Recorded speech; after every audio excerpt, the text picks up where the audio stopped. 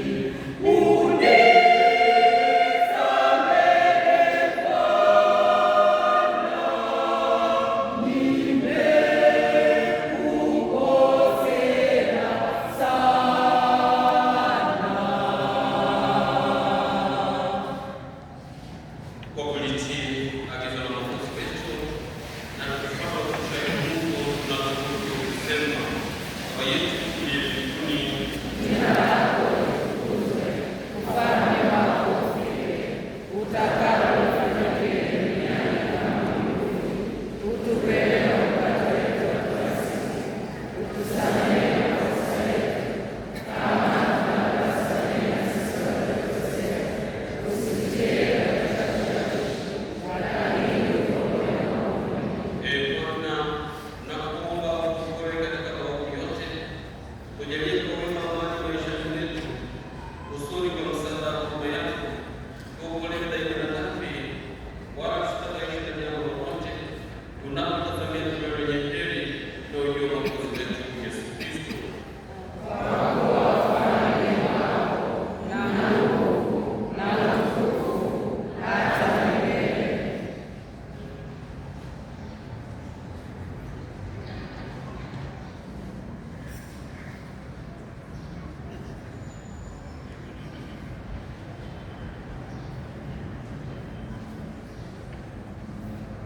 Tazama Bwana wa Mungu, tazama dhambi zilizotolewa, heri yao walioalikwa kwenye karamu ya Mwana-Kondoo. Ee Bwana, sistahili uje kwangu, lakini sema neno tu na roho yangu itapona. Mwili wa Kristo utulie katika uzima wa milele. Amina.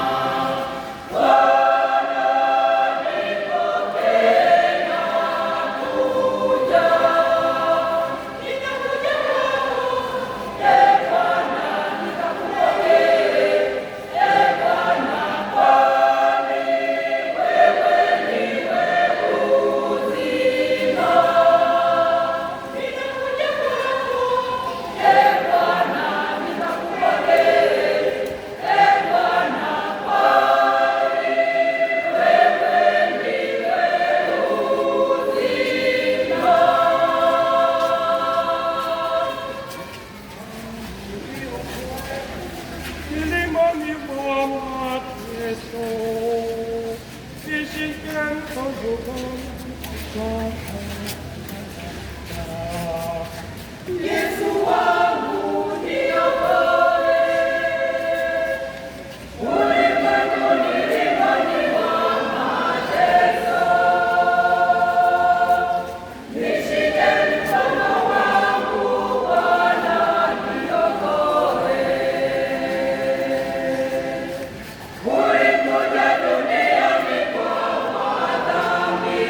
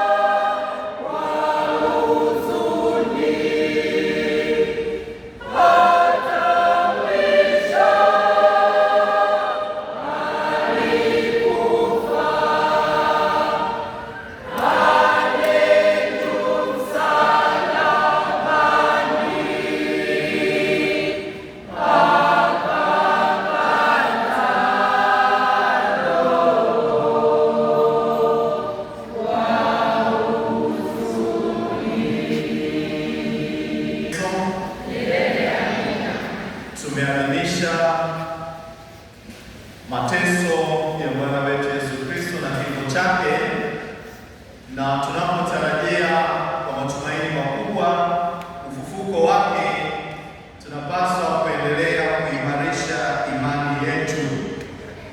Ndugu zangu, kilio cha Mwenyezi Mungu, kitabu cha Hosea sura ya 4 mstari wa 6, kwamba watu wangu wanaangamia kwa kukosa maarifa, bado kiko live. Wengi wanapotoka, wengi wanahangaika, na ndiyo iliyopelekea tukawa na mahubiri ya muda mrefu kufafanua kile ambacho tumeadhimisha leo. Sasa kauli mbiu ya upande wangu, najiweka wakfu ili watakaswe katika ukweli, na kwa sababu hiyo nimeandaa kitabu Fungua Nuru ya Maisha katika Ukimya. Ni kwa nini nimeandika kitabu hicho? Natambua ya kwamba wapo watu wanaishi kwa sababu walizaliwa, wapo ili wale na wazurure, na hatimaye wanakufa kwa sababu kifo kimewakuta. Lakini ninaamini ya kwamba kila aliyeumbwa kwa sura na mfano wa Mungu ni wa pekee sana. Hakuna aliyeko, aliyekuwako na atakayekuwako wa kufanana na wewe. Na kwa sababu hiyo kitabu hicho kinatualika kutafakari kusudio la Mungu katika maisha. Kwanza kabisa ni kujitambua. Mimi ni nani? Nafanya nini? Kwa nini nafanya kile ninachokifanya? Wakati gani? Mahali gani? na namna gani? Ni katika kujifanyia tathmini kuweza kutambua nguvu yangu ni nini kama Mkristo, udhaifu wangu ni nini, fursa zilizoko mbele yangu ni zipi, na hatari zilizoko mbele yangu ni zipi. Lakini pia kitabu cha malezi inaeleza ni kitu gani ambacho unaweza kufanya katika maisha haya ili urudishie Mungu sifa na utukufu, kwani uwepo wako si bure, bali ni kwa maana maalum. Kitabu hicho kinatuandaa, jiandae, huu ndio wakati uliokubalika. Fanya kitu, usiahirishe mambo. Mungu anapokupa muda huu, usiseme ni mpaka kesho. Fanya kitu. Alafu nimezungumzia pia maamuzi ya Mungu mwenye malengo. Fahamu Mungu na jiaminishe kwake, kwa sababu ana malengo na maisha yako. Gundua adui wa malengo ya maisha yako. Yuda Iskarioti aliambiwa, afadhali usingezaliwa. Wewe ni sehemu ya fumbo na maajabu ya Mungu katika ulimwengu huu. Kwa hiyo fanya kitu. Alafu nimeandika kuhusu jiinue, jiongeze, ubaini upekee wako. Usiishi tu ni mradi. Gundua mchakato wa Mungu aliyekuweka hapa duniani, ana mpango gani? Alafu tambua pia picha kubwa ya uwepo wako hapa duniani inasema nini. Alafu nimeeleza kwa namna ya pekee uwepo wako unadhihirisha utukufu wa Mungu. Uwepo wako ni uinjilishaji tosha.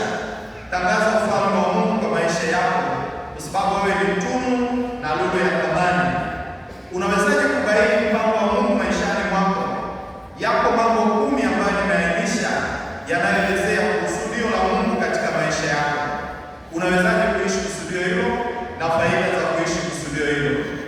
Alafu nimezungumzia zile 8, jinsi ambavyo Mwenyezi Mungu ametuwekea kama dira na kanuni ya kuishi lile kusudio la Mungu. Na wito wetu ni kuwa watakatifu. Ishara za utakatifu duniani ni zipi? Kuna wengi wanaosali, wanaolitafakari neno la Mungu na wanaoadhimisha liturujia kama hii tuliyofanya.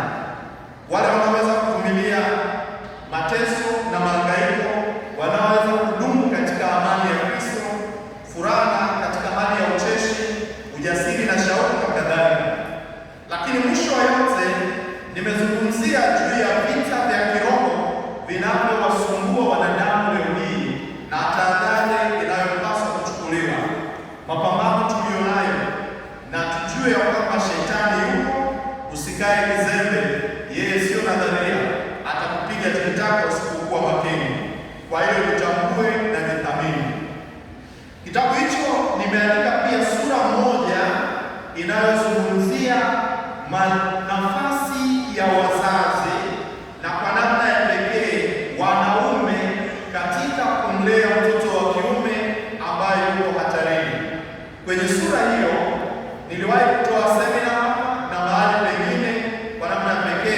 mwaka nikiwa naeleza hatari zinazomkabili mtoto wa kiume.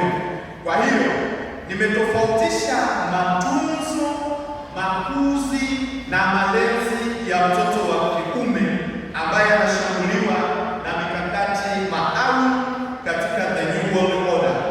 Nimezungumzia pia changamoto ya afya ya akili kwa watoto na vijana. Chimbuko lake ni nini? Athari zake ni nini? Nini kifanyike? Alafu nimezungumzia mtoto wa kiume ni mhanga wa maangamizi yaliyoratibishwa na the New World Order. Nimezungumzia pia changamoto ya LGBTQ, ushoga, usagaji, wabadili jinsia, ubasha na yanayofanana na haya. Nikaeleza mvulana asaidiwe awe mwanaume, awe mume na awe baba. Alafu nimezungumzia jando na majiundo familia au kasisi yatakayomwezesha mtoto wa kiume achukue majukumu sawasawa na kusudio la Mungu. Na hapo ndipo ninapoeleza kuwa mwanaume sio jinsia, kuwa mwanaume sio kuvaa suruali, ni majukumu, ni uwajibikaji, ni uthubutu, ni fursa ya uwakili na udhamini, ni nguvu ya mabadiliko, ni utimilifu wa ndoto na ni utukufu wa Mungu.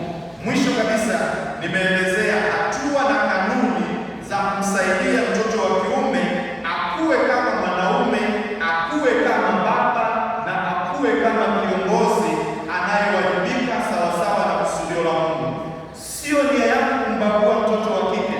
Najua ya kwamba huko nyuma mtoto wa kike ni kama alisahaulika, na jitihada kubwa zinazofanyika sasa hivi ni kuhakikisha ya kwamba mtoto wa kike anainuliwa on the expense, yani kwa gharama ya kumkandamiza mtoto wa kiume. Na ndiyo maana ya kwamba leo hii mtoto wa kiume anakosa ujasiri wa kusimama kama mwanaume, wa kusimama kama baba, wa kusimama kama kiongozi. Na athari yake ni kwamba huko tunapoenda idadi ya watu itapungua, kwa sababu lengo la the New World Order ni kupunguza kinachoitwa magugu watu, na magugu watu ni watu maskini wa Afrika wa kiwango. Ukisoma kwenye kitabu hicho nimeeleza mbinu mbalimbali zinazotumika kuhakikisha kwamba mtoto wa kiume anaangamia. Wameandika na wameelekeza kwamba mtoto wa kiume akifika miaka 10 afundishwe namna ya kufanya masturbation. Lengo akifika umri wa miaka 18 asiweze kuhimili tena tendo la ndoa, na kwa sababu hiyo hataweza tena kuongeza idadi ya watu na mwisho anaweza kupotea, na ndiyo maana anajeuzwa kuwa shoga, na kwa sababu hiyo tunazidi kuona idadi ya mashoga wakiongezeka. Vitabu hivyo viko hapo nje, ningeweza nikaeleza mengi zaidi, lakini si muda, sio rafiki.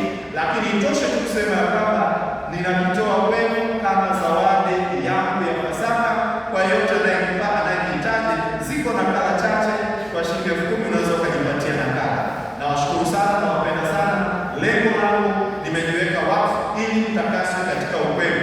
Sasa wewe ukiamua kuwatamia ujinga, ukiamua kuwatamia matango bore, baki na ujinga wako, alafu uone utatotoa nini. Lengo langu ni kuona ya kwamba kila mtu anaofahamu ukweli na anaishi kadiri ya ukweli huo, na Mungu atatukuzwa katika yote. Asante sana, Mungu awabariki.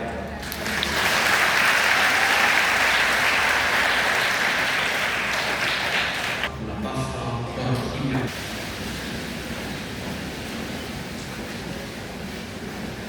Mwenyezi wa milele, umetukuisha kwa njia ya kifo kitakatifu na ufufuo wa Kristo wako. Tunakuomba udumishe ndani yetu kazi ya neema yako, ili kwa kushiriki fungo hili takatifu tupate kuishi katika uchaji wa siku zote. Tunaomba haya kwa njia ya Kristo Bwana wetu.